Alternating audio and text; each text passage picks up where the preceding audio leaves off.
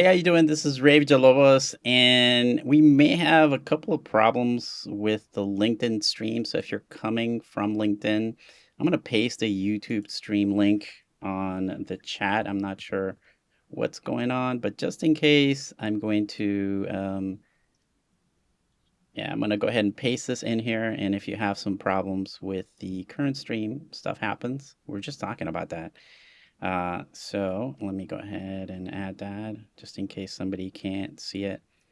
So I'll put the link to YouTube in there, which sometimes it's a little bit of a nicer stream. So let's see.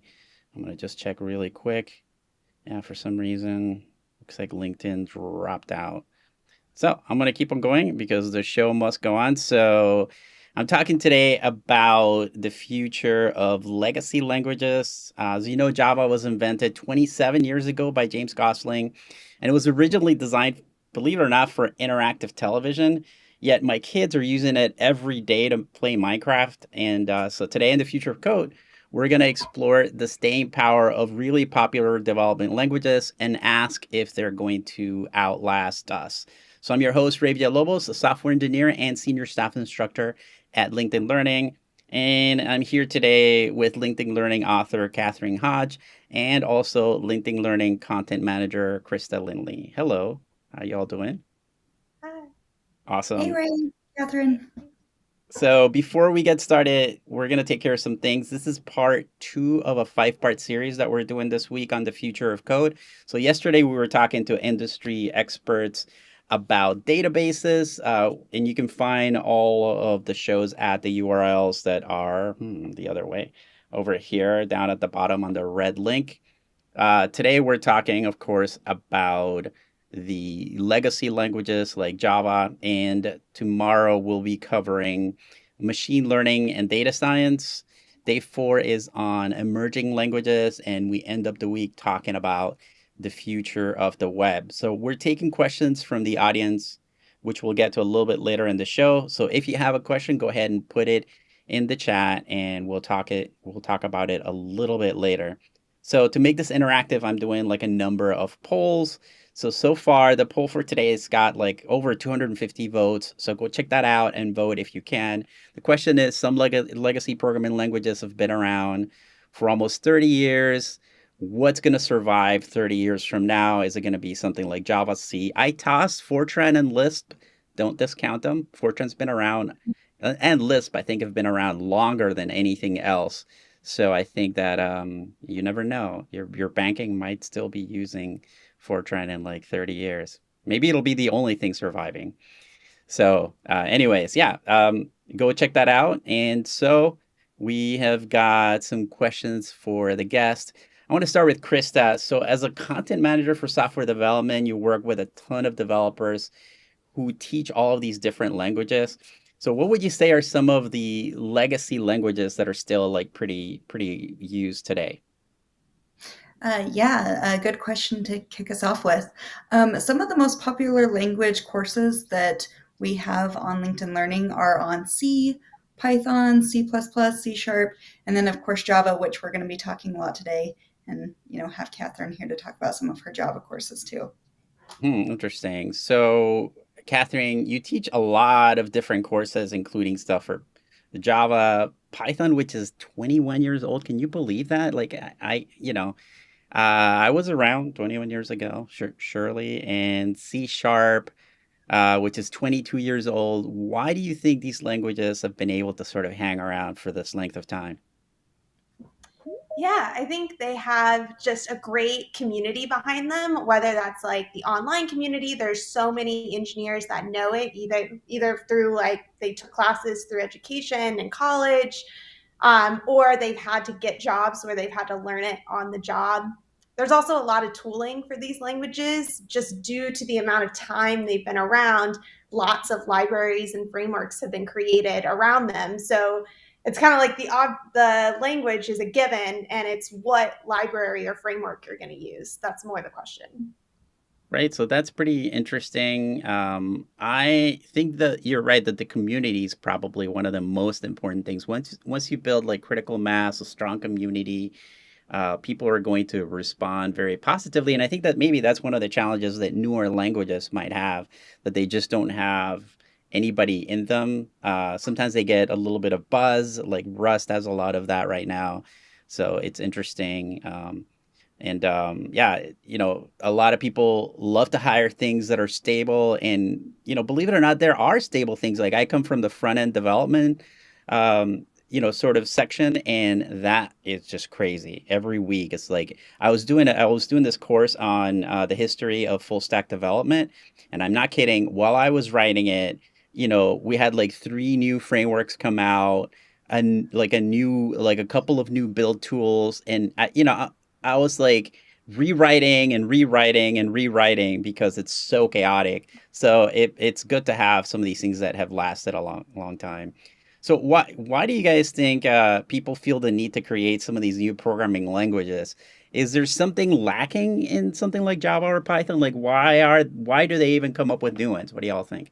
Let's start with Catherine, since I think we did Krista last time. Sure. Yeah, I think as technology advances, there are new use cases like machine learning. While it may have been talked about in theory 20, 30 years ago, like now we're actually developing for it. And so Right? new Mm. frameworks, new languages, new libraries come out that are built for these new use cases. I think the reason you choose any language is because it's makes it easier to do the thing you're trying to do. And if there's another language that can do that, it's easier to pick up. A lot of people know it. There's a good community. Then it kind of makes sense to jump to Mhm. one of these languages. Yeah, so definitely, new languages I think are trying to do something different. A lot of times it feels like it maybe gets absorbed. So what do you think, Krista? Yeah, yeah, I'd agree with what Catherine has said on the matter. And then I'd add that people look to create new languages that are easy to use for specific types of development. For example, like I think about Kotlin, it has been widely adopted in the Android community because it simplified and shortened the code needed to develop apps. Hmm. So I think that people are always going to look for a productivity hack. And if a person can think of a way to simplify the code, then they're going to want to create a way to do that. Yeah, and a lot of times it feels like those things are kind of absorbed back into the languages, and that's another reason I think why they tend to last a long time. That it's like a new idea comes along and everybody loves it. A new language gets developed like based on some of the new concepts, but then the old languages are like, I bet you we could like do something with that, right? And maybe that's part of what makes them last so long, that they're able to adapt some of the key concepts. So Krista, do you feel like the job market for some of these like older languages that have been around like decades long is actually getting bigger or smaller? Ooh, yeah, that's a really good question. The job market is always fluctuating, Hmm. but the demand for development jobs, including ones with skills in these legacy languages, is consistent and growing around the globe. And I don't really see that changing anytime soon. Even though there's a lot of uncertainty right now in the global economy, we keep seeing lots of headlines around mass layoffs at some of the biggest tech companies. There's still a growing number of software engineer jobs relating to these legacy languages. So, with that being said, tech is an ever evolving industry, and it's possible or it's impossible to predict the future. So, I would just say that it's important for those who are working in tech or really any industry to keep sharpening your skills around it. Ultimately, the mission at LinkedIn Learning is to empower every member of the global workforce, and thus will continue to serve up a variety of both established and emerging coding languages. Catherine, uh, based on the fact that you're more in the industry, what are you seeing? I mean, people are really scared right now with a lot of companies like laying off a ton of people. What are you seeing right now in the industry? Yeah, I think it's always nerve wracking when you see Meta lay off a ton of people and then Twitter lay off a ton of people. And I think a lot of people did a lot of hiring in the Hmm. pandemic. And there was this time where everyone was getting a new job and switching. And I think the best thing you can do as an individual is just to like really hone in your skill set Like for Java, for example, a lot of these companies, like there's kind of the basic Java, and then with Java 8, there were a lot, or Java 9, there were a lot of like functional programming things introduced. And in these newer versions of Java, they have tried to kind of take these things that have come from other programming languages and introduce them in small ways to Java. Hmm. Functional being one of them, like optionals, all these different things, and to really try to update Java. So anything you can do as an engineer to make sure, like whatever your language of choice is, to like kind of know what's going on with that language and what the new updates are, I think is really, really important. Yeah, I'm wondering what you think, Krista, about if you were sort of in school or maybe trying to get another, like a second job in tech, or maybe you were one of these laid off people. Like, do you think it'd be safer to learn something legacy or something like emerging? Maybe what would you pick if you Ooh. were starting from scratch today? Like, what do you see maybe from the popularity of some of the courses, that we are, that we're producing? Yeah, another great question. So our legacy language courses are definitely the most popular and the highest demand. Hmm. And so I would say that it's a safe bet because one thing is that so many companies are already built on those legacy languages. Hmm. Um, so, we're talking about Java, we're talking about Python, C Sharp, C. Those are going to be fantastic skill sets to have on your resume, to keep your skill sharp in development. However, we are seeing those emerging languages like Go and Rust that are popping off. So that's hard for me to say where I'd start, but I do think that these legacy languages that we're talking about today are a safe bet for you to have on your resume. Yeah, I feel Overall, like I just think that the big takeaway is never stop learning. Keep growing your skills. Yeah, I feel like it'd be kind of like a really good thing for you to have those, like some Python, and I think Catherine mentioned that they do have those in school. Like you learn a lot of those things in school, and that's like a good thing. And I feel like Catherine, like you teach actually a lot of different languages, and you're kind of involved in a lot of languages, especially in the library. I often meet people who code in more than one programming language. How hard is it for somebody to go from one environment to another? Yeah, I like in my, I guess, day to day job, like I'll sometimes use Python, I sometimes use Java, I sometimes use TypeScript. And so it really, a lot of times it's not about like the language that you're specialized in or that you're solving. It's like, what is the problem you're solving? And then what is the right technology to apply to that problem? And sometimes it will be Java, sometimes it will be the new language that just got released. You just have to look at the problem and see what you can use to solve it. So with that, you have to be able to pick up new languages, new frameworks, new technologies, or else you're gonna like not choose the right thing. And is there a right thing to like solve your problem? Probably not, but there might be one technology that's a lot easier to use than another technology. That's a Um, really good point. Yeah. And I think that a lot of people don't know this, but in bigger corporations, you actually are maybe more of a problem solver. I know that even in the JavaScript, segment, like you end up working with different frameworks. Like you have to know definitely JavaScript, but maybe you're in a React problem and people don't know that you join a company and sometimes you need to step into these different roles. So like having those different languages in your background it's a great thing, and people want good developers, not necessarily like good Python people, although that's great. Don't limit yourself to just one thing. What do you think about this topic, Krista? Yeah. I wanted to just echo what you were saying, right? Uh, Oftentimes, developers need to go from one language to another for whatever reason. Maybe their job demands it, or maybe they're looking to switch jobs, and the company that they have a goal to work with is on a different language or a different framework. And so just need to keep those skill sharps.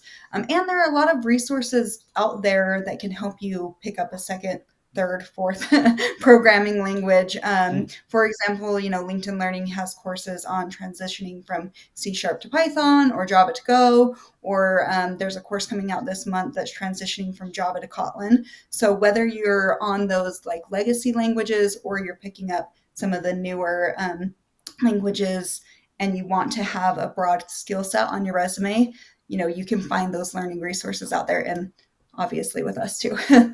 Yeah, that's actually one of the things that I loved. I was talking to Ronnie Scher, who we're talking to later on about machine learning and AI. And as I was going through his courses, one of the things that I found was going from JavaScript to like Python. And I was like, what? And I really love that we have those because you do sometimes need, hey, to sort of like pull like a matrix where you just like, okay, I need to learn Kung Fu really quick. And you go, oh, these are the, I can do this. Like these are the main differences. It's still programming. Like you learn how to do programming, you're going to be able to learn the syntax a little bit.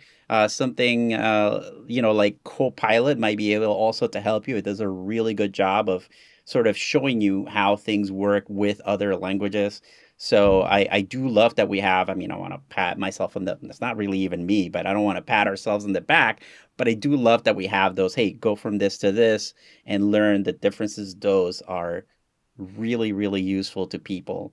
So that's great. So, Carissa, you looking at the content library that you have, I mean, what would you say? I think you talked a little bit about this. But is the demand in terms of programming languages? You feel like, even though maybe you've known Java for a while, I mean, would it be worthwhile to pick up something new? What are maybe some of the additional trends that you see that make some of these languages so good to have in your resume? Yeah, um, yeah, that's a good question. I'm trying to not just echo what I've already said, but really the older programming language courses like Python, Java, C, C Sharp are in the highest demand when it comes Mhm. to coding courses right now. And I think that that's because our content is here to support professionals in their career, and those are the languages that so many companies are using for their development. Mm, However, there are plenty of up and coming languages. I had already mentioned Go and Rust that are in high demand too. And like I mentioned earlier, this is an ever evolving field. So whether it is keeping up with the latest changes or version releases in these legacy languages, like Java has new long term support releases that come out every few years, and then they have smaller versions and feature releases in between that. Um, so you just need to kind of stay in the loop on these changes, so that you have those job opportunities, whatever type of coding language or programming language that company is working with. yeah, I feel like I sometimes meet people that are, no, I'm a Java developer and that's been good for 30 years. I don't want to learn anything new. I'm curious as to what Catherine thinks about that. Like, is it like, do you find it just sort of mentally challenging just to sort of learn something new? Or do you think, like, in order to keep, sort of longevity in the industry, do you feel like, hey, do something, you've got solid Java skills. Why don't you try? What would you pair with Java, I think, if you were sort of telling somebody to make a move towards some of the newer things? That's a be like a wine question. What would you pair with Java? What about Rust?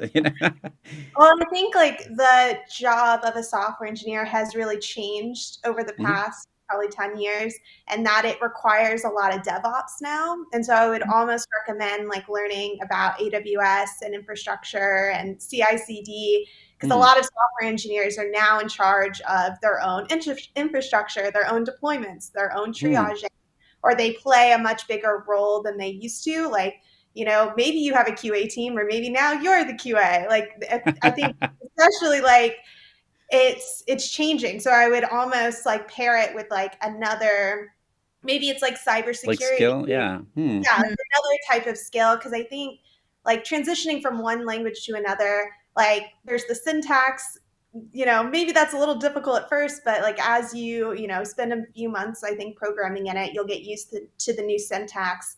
I think the Hmm. thing that's harder to learn is if you're switching from like synchronous to asynchronous programming, or you're making Hmm. like a Wow. paradigm shift in how you write the code versus the code itself changing. So, what do you think about this new? I mean, in researching this topic, I learned that Google is trying to topple C++ with this new language called Carbon. I mean, do you think it has any chance? Like, what's Google doing with that? Yeah, I think Google is Google, and so anything they develop, like, it's probably going to take a strong, stance. A lot of people will learn it just because Google is developing it.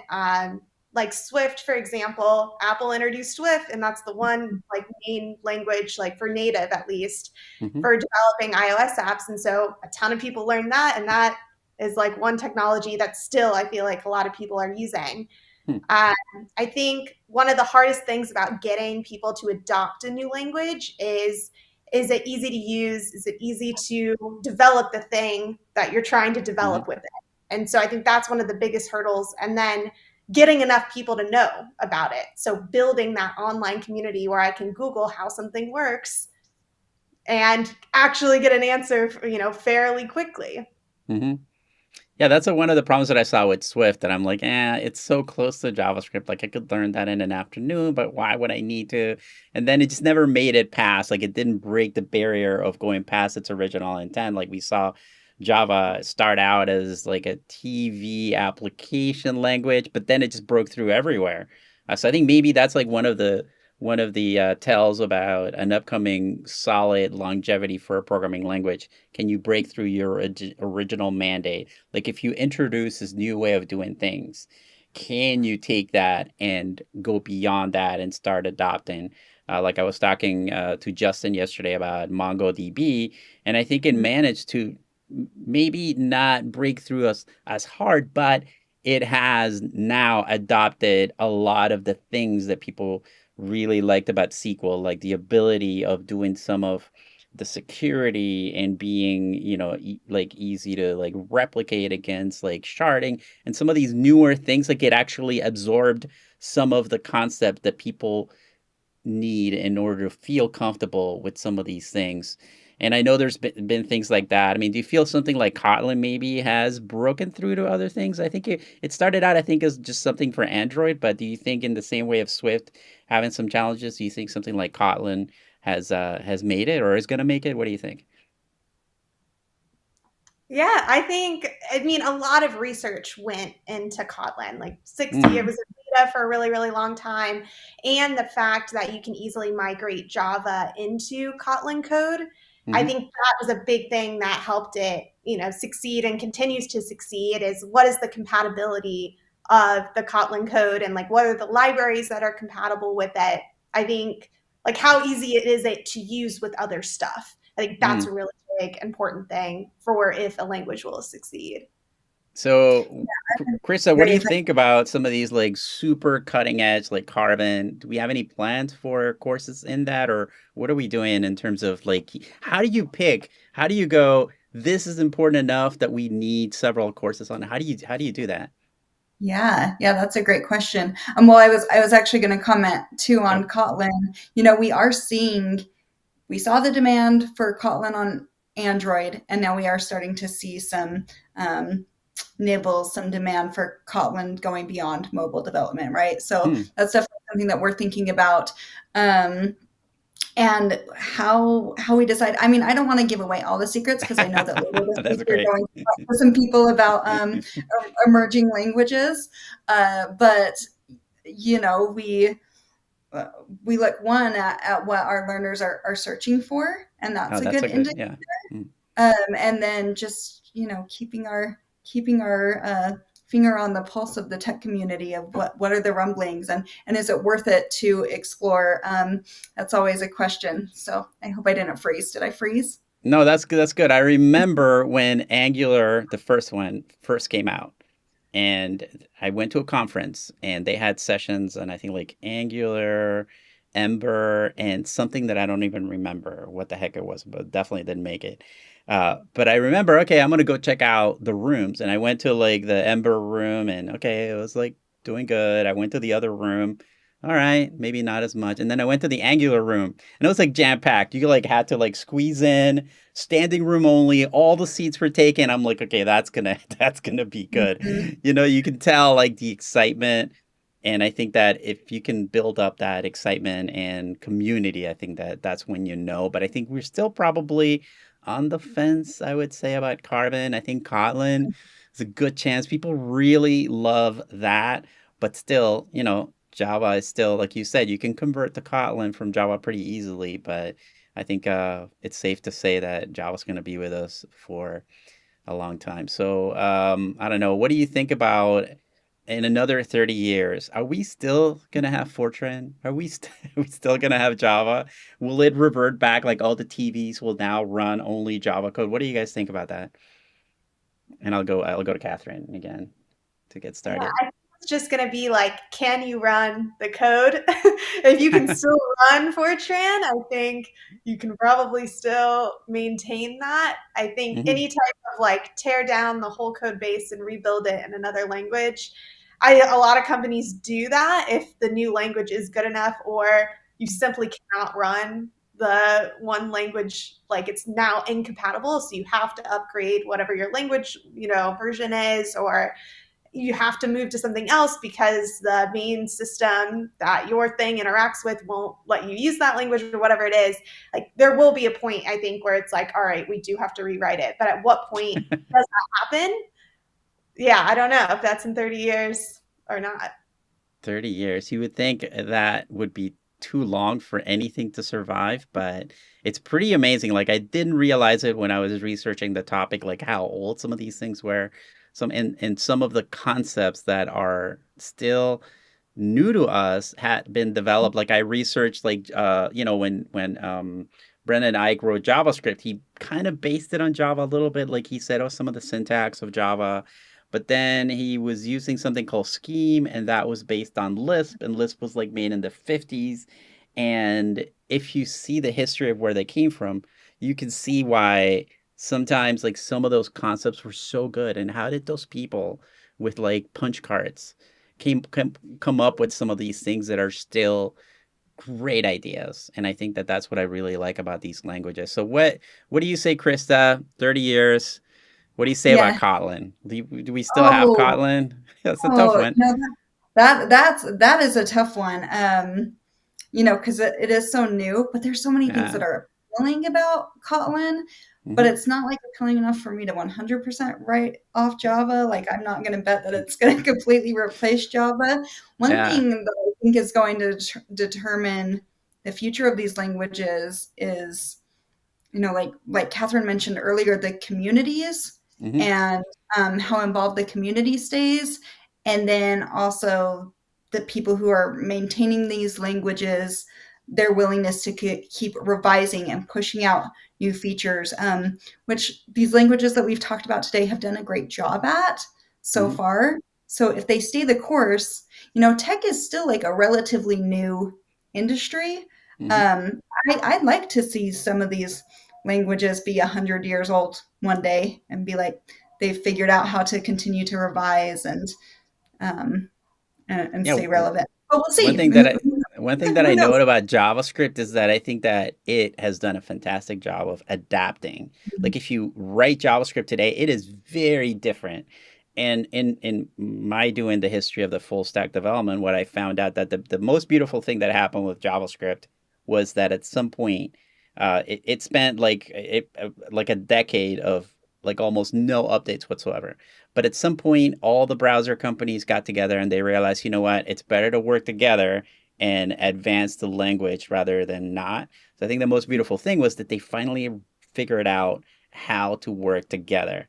And I think that that's why JavaScript, at least, has lasted as long as Java. It was built at about the same time, a little bit younger, but uh, just that ability of defining a structure for how do you propose an update when you have like a lot of competing companies and interests trying to rule and control, like that ability to just get together and go, okay, listen, we need to work together. To me, that was the most beautiful thing. So let's go through some Q&A now. We have quite a few questions from people, so I think that let me pull some of these up. So somebody mentioned something about the new Java features. Records introduced in Java 16 take the best of trending paradigms and languages to reduce verbosity. The community and maintainers are working hard to keep the technology up to date. I think we'll have Java for quite a while. What do you think, Krista? Agree, disagree? So good points, I think. Yeah, I think those are great points. I would want Yeah. to kick that one to Catherine and get her thoughts on it. Yeah. What do What do you you think think, about those Catherine? Yeah. and So I think Java. I'll put it back on screen here, though. I don't know anything about records introduced in Java 16. I don't Yeah, even know what version of Java we have right now, but Like, yeah, records are a way. It's like kind of you do this like at data, I think it's called mhm, annotation, and it's essentially an annotation that auto generates part of your code. There's also Lombok, which is an mhm. extension you can add to do kind of the same thing that records does, but Lombok was introduced like before that. Yeah, I think the fact that the job, like I think a few years ago, kind of Oracle came together and said, we're going to do more updates to Java. And they said, we're going to have more updates. They're going to be more often. And like, here's the schedule for it. And I mm, think that was really Oracle saying, like, we want to stay in the game and we want to, yeah, like, we're going make to sure that stay. we're relevant. Yeah, that's great. Yeah, we're going to continue to update this language so it is relevant. That's the thing. I think the key is like you see a good idea, and if it's great, then maybe there's a way of adopting the ideas. And I think that you see a lot of sort of languages borrowing from one another now. You see a lot of like Java stuff in JavaScript now, or C stuff in JavaScript, and you know the concepts that were around forever. I think that if they're good, they're going to make it into the different languages. So let's see. Steven said, working in tech to me means a lifelong commitment to learning. I think, Krista, you would definitely agree with that. That's really what our job is, right? Totally, totally. And it's, something I'm passionate and everyone here at LinkedIn Learning is really passionate about being lifelong learners. That's why we find, fantastic Mm. experts like Catherine to share their knowledge. And yes, couldn't echo that more. Great comment. Yeah, and he also says, talking about Kotlin, do you have to learn or be familiar with Java to use it or know it effectively? I think you talked a little bit about this, Catherine, but maybe you could expand a little more for Steven. Yeah, I haven't used Kotlin too much. I just know you can run Java code with Kotlin because it uses the same like JVM or it uses the same, I guess, interpreter or compiler. So you can do that. I imagine you probably would want to take some courses on Kotlin. You wouldn't be able to just jump in right away, but Hmm. yeah. Interesting. We have another question from Ike about I have no idea what Apex means, but apparently somebody thinks Java to Apex. They did mention, I think, in a following comment something about Salesforce. Is that maybe I don't know anything about it, but maybe that's something Salesforce is using. And yeah, I think that in general, I think transitions between languages seem to be okay. You kind of like I don't know, you feel like you're learning a new dance step. It's like, okay, I know how to move my feet, but now I gotta like, do it in a different order. It's not like 1, 2, 3, 4. It's like 1, 2, 3. Then you wait. It feels like that. Like it's more of being a little bit uncomfortable for a little bit, but then like the concepts just get picked up pretty quickly. We also have I don't quite understand this question, but somebody's asking about Web3. I mean, we're going to cover that a little bit later on, but I'm curious, for Catherine, if you've seen a lot of talk about people trying to implement something like this in some of these programming languages. Yeah, there's definitely been there's like, I don't know, libraries you can use where you can do like an internal blockchain in Java, but I don't know, it's not like the same as, the whole block because it's like an internal with your runtime Yeah, blockchain yeah. versus everything. But other than that, like not so much, haven't heard too much about Web3 with Hmm. Java. Now, here's a good question, I think, for Krista. Somebody's saying, and this is just a generic LinkedIn user, is based on their privacy settings, but I think that one needs to tailor their resume to strengths portfolio and then what the job is looking for. So, what do you think about that, Krista? Yeah, yeah, I think that's definitely a great call out. And then I would just add that we are in such a skills-based market Hmm. uh, that you want to definitely highlight what skills that you have. So, since right now we're talking about the world of tech, you want to call out any language skills that you have, testing skills, data skills. Um, that's going to be a fantastic play in this market. So I do love that Catherine also mentioned that if you know a language, maybe some of these other things are also important. That's one thing that I appreciate in like our courses. Some of the things that I've seen from Catherine is that you have courses that are more about other things related. So I think you do a course on like algorithms, like learning not just the mechanics of the language, but good solid programming practices. That's sometimes a little bit maybe more impressive. What do you think, Catherine? Like when you maybe are hiring or you're talking about bringing somebody on board, what sort of additional kind of things do you like to see in people? Yeah, I don't know. I really like to hire people that are just different, that think differently than anyone on my team. Like they, to me, like I really want to hire someone if I put like an interview question in front of them to like, solve this thing with arrays or whatever it is, and they approach it in a way that I've never seen anyone approach it before, even if like the way they're doing it maybe isn't 100% correct, but they use like a different methodology. I think, oh, this person thinks differently and might be able to see something in the thing we're building and save us a bunch of time or money. I think a good knowledge of algorithms is really, really important in your Mm. interviews. It's kind Hmm. of a given that you know what a variable is, you know what a function is. These are like given, and like I hope by the time you get to the interview, you know what these are. And the thing that's going to make you stand out is the way you apply these kind of tools in your toolkit that you already know about, how you apply them to solve the problem at hand. Yeah, some of the other courses that I saw that you've done that are also pretty important is code reviews, debugging, data structures, like all those things make a more complete developer. It's not just about knowing, the latest and greatest framework. It's do you have like a good solid under can we move you from like Python to something else and we know that you're going to be comfortable because it's not the mechanics, it's about, how good of a programmer you are. I think that's pretty awesome. All right, so we have a couple of questions more that we'll take.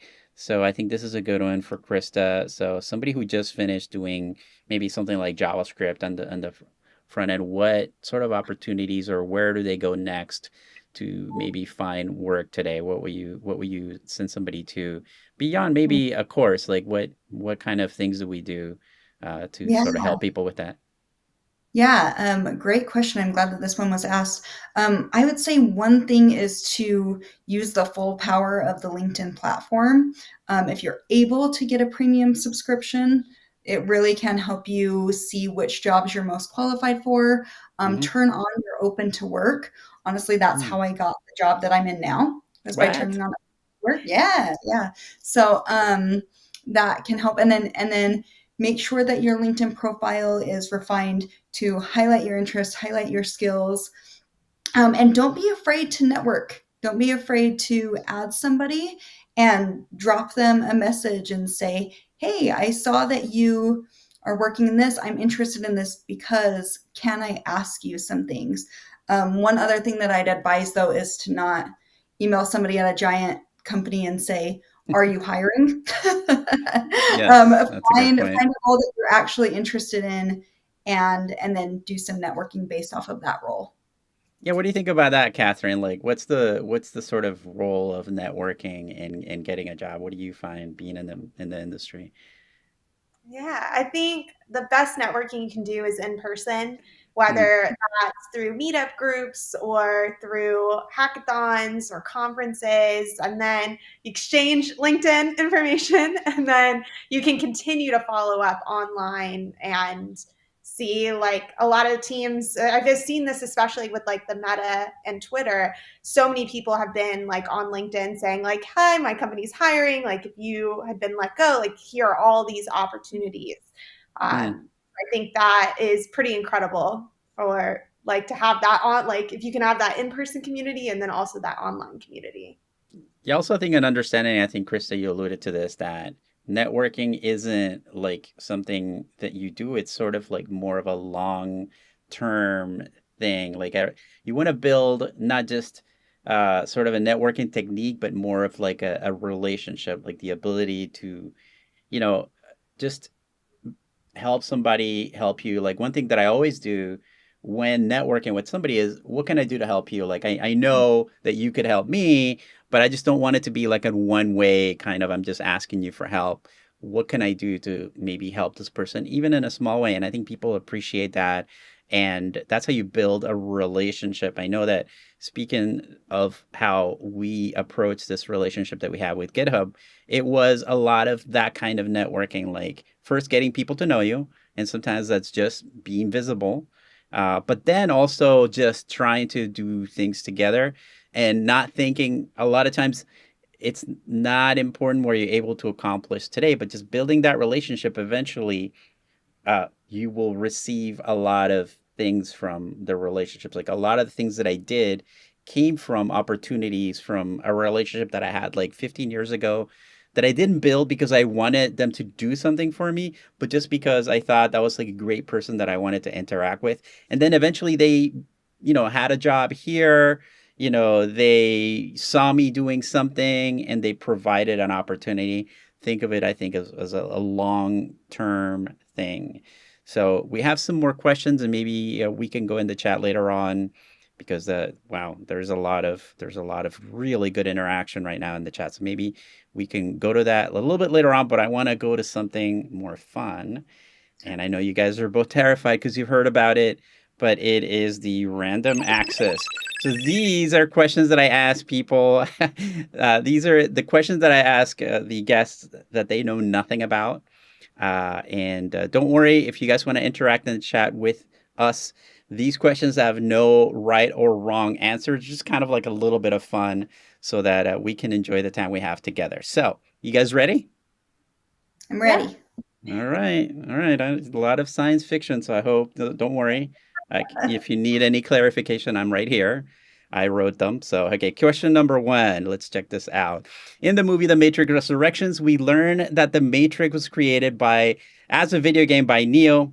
Assuming that recreation belonged to a memory the Matrix was having about its creation, which legacy language would likely be, or would the Matrix be most likely programmed in? So I'm going to start with Catherine. What language do you think people would use to write the Matrix? Maybe you saw some of the code in the last Matrix movie. I don't know. No, What do you think? I don't think I've ever seen this movie. Like, but belong to a memory. Like, memory's only available really in C++ here. Oh, okay. Well, I mean, like, what do people write games in today? Like nowadays, is it? Oh, Krista went in. Okay, what do you think? I'm buzzing in. I'm going to vote C#. I should put a buzzer, like C#. I'm going to say C# because a lot of game development is done in C#. And also, maybe the Matrix is like a Microsoft product. So, they'd use C# for that. So I don't know that if you're allowed to say anything bad about Microsoft. So I'm going to take that as a positive. Like they're such a great company. Positive, Contractually, right? I'm not sure that we're allowed. So yeah, I mean, but I was thinking like Java. Like Minecraft was built in Java, and I think there's like a lot of developers that use that. I don't know that. I feel really bad, but I don't really know the difference between C++ and C#. So I really couldn't tell you. But I know they're also popular, right, Catherine? Yeah. Yeah. I mean, like in game development, I think that people use that. So, but I do love that Krista went straight to Microsoft. Nicely done. Well played. Let's try another question. All right. So this is okay. James Gosling is considered the father of Java, also a Canadian. So if you were making an action-packed drama on the development of Java, which Canadian actor would you hire to play him? So think, okay, it's got to be an action movie. I don't know how it would be an action movie, but that's my fantasy. Like, some sort of like hard-hitting thing with like the Java development. A lot of good actors here. Keanu Reeves from The Matrix. And I had to add the movies because people originally, when I just put the names, people are like, I have no idea who these people are. So, okay, Hayden Christensen, who played Darth Vader in Star Wars. Ryan Reynolds, who plays Deadpool in some of the newer Marvel movies. And Ryan Gosling, who was in the last Blade Runners, but he's done like dancing movies. I mean, that guy surely gets around the movie. So any thoughts on any of these? I'll go with Krista since I started with Catherine, I think, in the last one. So I think I would probably hire Ryan Reynolds for this role. If we were going to do a Java rom-com, handsome maybe choice. Yeah. But for an action movie, let's go with Ryan Reynolds. All right. I think like that guy is so talented. Like I was watching this great movie called R.I.P.D. If you haven't seen it, go check it out. It's really good. Where he plays like when the cops die, they become they have an option, I think, to become like these like super agents. So it's kind of like a Men in Black sort of, buddy cop movie. It is so hilarious. I had no idea it was going to be any good. He also did a newer movie where he plays a video game character, like a not a main character. I don't know what you call them. There's plays like a sort of character that's normally in the background of a video game. So amazing. Like that is a good actor. So what do you think, Catherine? Who would you pick out of this list? Yeah, I was leaning first towards Ryan Gosling just because you kind of said His like he's name? been in a lot of Mm-hmm. different movies, and so he's like different, like the rom com, the drama, the sci-fi. And I think Java's played a lot of different roles in different types of development. But then yeah, Ryan Reynolds as well too. Like he's done a lot of like sci-fi, I think. Well, the Free Guy movie, like I feel like Yeah, Java Free is Guy. always That's it. in the background, like Mm. available, always available, jumping from thing to thing. So I could see that too.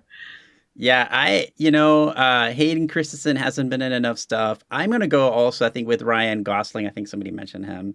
He is so talented, has done so many things, and I think like in a movie about Java, I would want to like laugh, I would want to cry.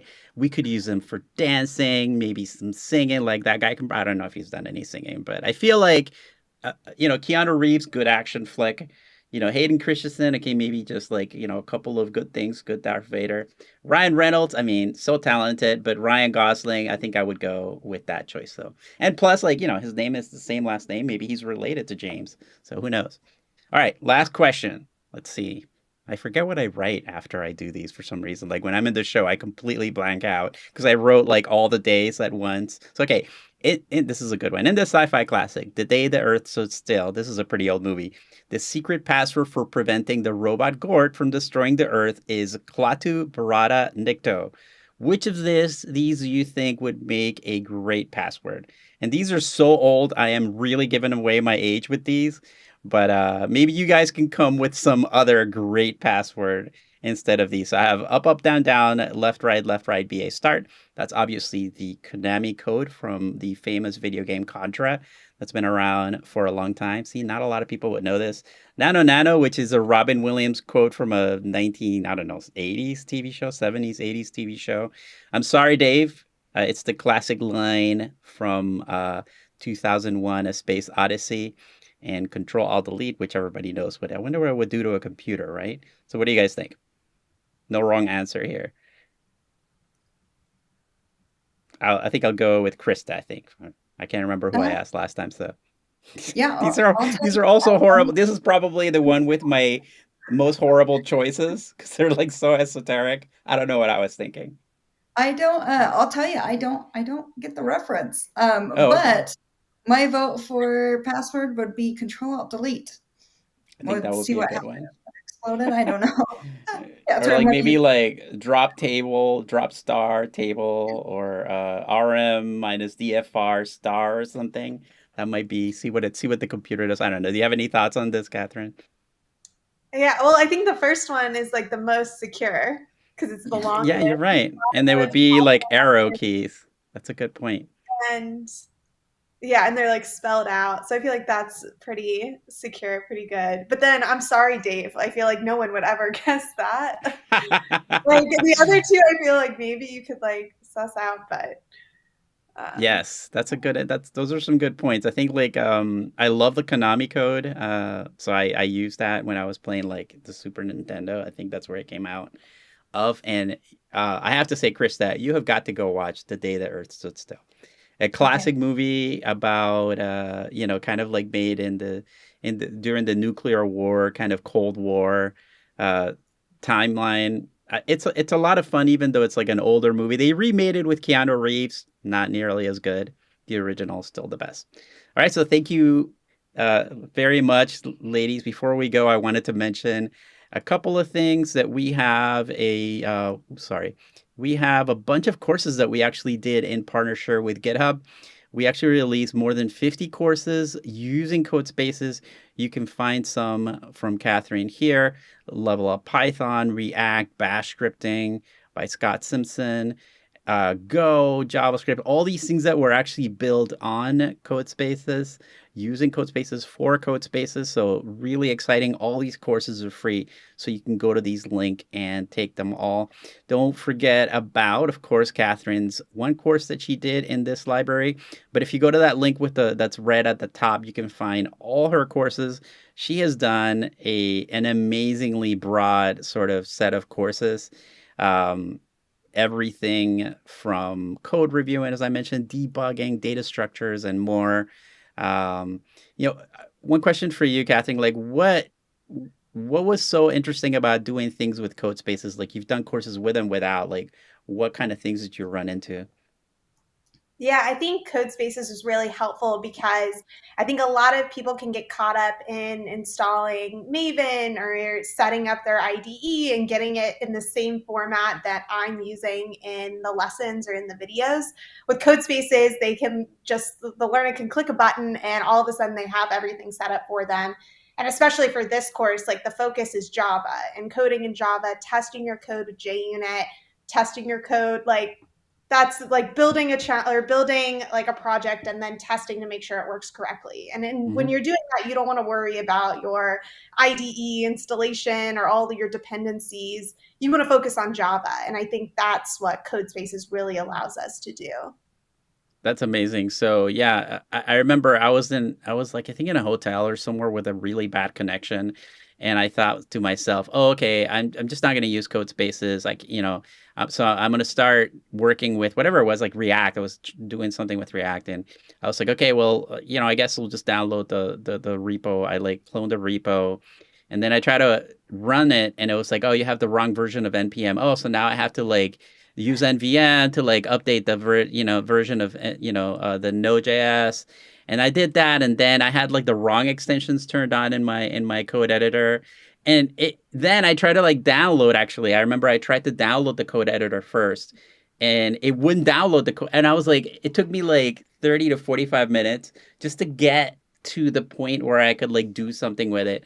So that's the one thing I found out about code spaces, that it was so cool to like just jump into the code and do something. What have you heard, Krista, from maybe other people that have done some of these courses in your area? Yeah, they just launched last week. We did have 3 Java courses come out. I had a .NET course come out, Wow. but they're all across, all across our library. You shared that link. So far, the feedback has been awesome. All the instructors who have worked on it really enjoyed working with code spaces, and like you said, Ray, like it's just so easy to just jump in and get some hands-on practice. And I You know, love that GitHub gives people up to 60 hours per month for free. It's just so accessible. Plus, all these courses are unlocked. Yeah, so far, really great feedback. yeah, I can't believe all the that we were able to, like, just imagine trying to get like 30 developers to agree on the same thing, like just even to get them to agree on like tabs versus spaces is like something incredibly difficult. So just getting them all to, I haven't worked on the project. I know that I was really nervous about what was going to happen because I know everybody likes to be in their own comfortable editor. But I was, so we were all like in a team that we were like ready to go if anybody was like having a hard time, and it was crickets. Like everybody just went right into it.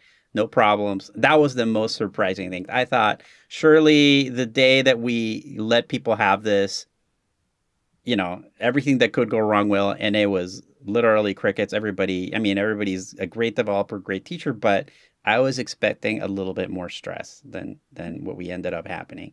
So don't forget to follow all of the guests today, and you can find their profiles at these different links.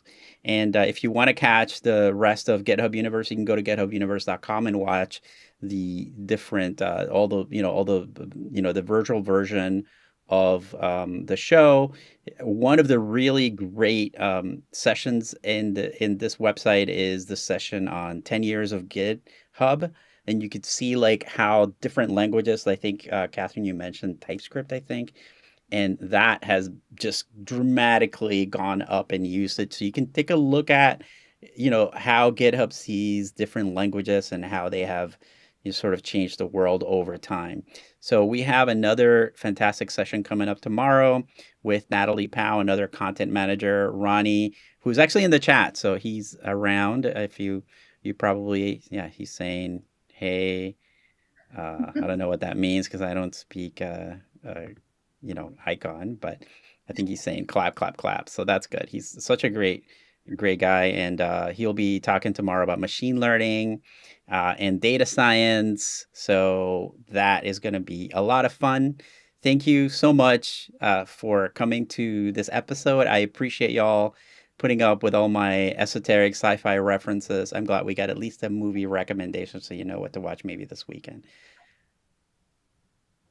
All right. Thank you so much, and we'll talk to you soon. And thank you, everybody, for coming as well. Yeah, thank you for having us. Bye bye.